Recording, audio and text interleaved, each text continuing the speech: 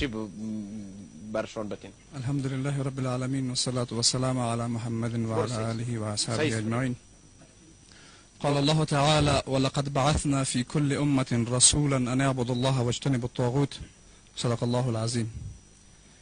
به نظر من دوستایی که در اینجا بحث کردن در مورد آقا صاحب همه به اتفاق بودن که عملکرد از اون موافق با شریعت الهی نیست و همه با این سازگاری داشتن. من میخواستم یک نکته را اشاره بکنم که هیچ کسی از دوستا به اون نکته اشاره نکرده. الله متعال هدف اساسی ارسال همه پیامبران الهی را دو نکته اشاره میکنه.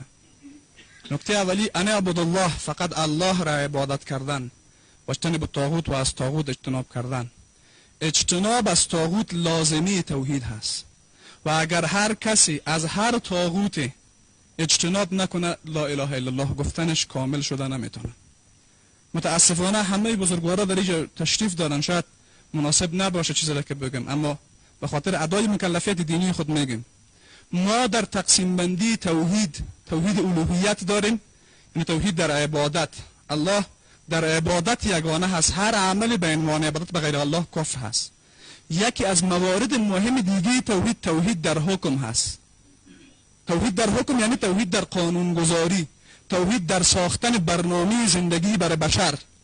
ما متاسفانه به کارهای بسیار نازکی در اجتماع خود متوجه هستیم، به بزرگترین ارتدادهای سیاسی توجه نداریم. ما برنامه های غیر دینی را عملا به عنوان روش زندگی خود قبول کردیم، حکمش نمیدانیم چی هست. هر روز از طریق هر رسانه ما میشنویم که دموکراسی کرد. یکی از موارد ایمان به الله است که بعد از همه که آنچه که غیر شرعی باشه باید اجتناب بکنی و پرهیز کردن از همه برنامه های غیر دینی از لازمه توحید است. و متاسفانه علمای بزرگوار ما ارتدادهای بزرگ سیاسی را نمیبینن.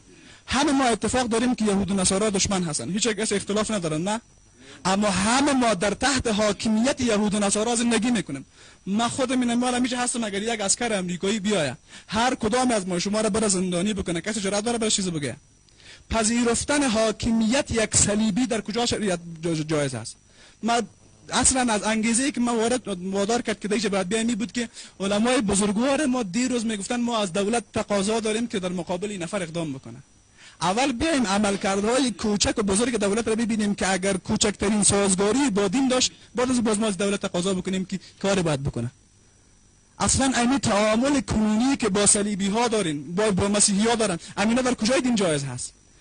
چرا ما با آیات قرآن کریم توجه نمیکنیم؟ قرآن کریم میفرماید در آیات 100 سوره آل عمران خدا میفرماید یا ایها الذین آمنوا ان تطیعوا فريقا من الذین اوتوا الکتاب یردوکم بعد ایمانکم کافرین. ای کسانی که ایمان آوردین اگر شما از گروهی از اهل کتاب پیروی بکنین بعد از ایمان آوردن شما را مرتد میکنن. کسی میتونه این آیات توجیه بکنه؟ در آیات 169 سوره آل عمران باز میفرماید یا ایها الذین آمنوا ان تطیعوا الذین کفروا یردوکم علی اعقابکم فتنقلبوا خاسرین. ای مؤمنین اگر شما اطاعت از کفار را بکنین شما را به پاشنه های پایتان برمیگردن و از دین مرتد میکنن. ما با خیلی وضاحت در موالات کامل و در اطاعت کامل از کفر قرار داریم. چرا علمای بزرگوار چیز نمیگن؟ در کجای دین جایز هست که ما در تحت حاکمیت صلیبی ها زندگی بکنیم و باز بیایم خود مدافع دین جلوه بدیم، هر کدام ما گردن خود بیشتر در سر بکنیم که ما اصل حقیقت دین درک کردیم؟ شرایط فعلی را کدام یک از بزرگوارا میتونه توجیه بکنه؟ چرا دیگه به چیزی نمیگن؟ آیا ارتداد سیاسی خطرناکترین نوع ارتداد نیست؟ آیا حاکمیت غیر خدا را قبول کردن ارتداد نیست؟ آیا دموکراسی به عنوان روش زندگی کردن ارتداد نیست؟ چرا از این گپ نمیزنیم؟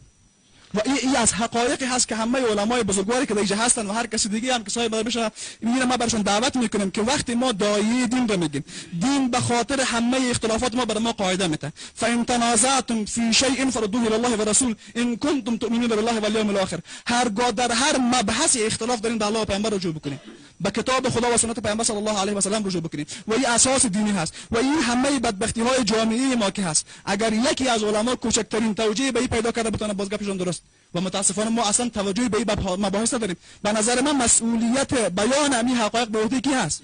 به عهده علمای بزرگوار هستن و کدام از اینا کدام اشاره کوچک به این مباحث کردن؟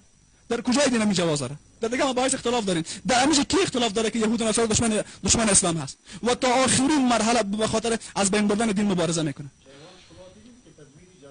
سپاس. بله سپاس مسلمیار صاحب، از شما یک جان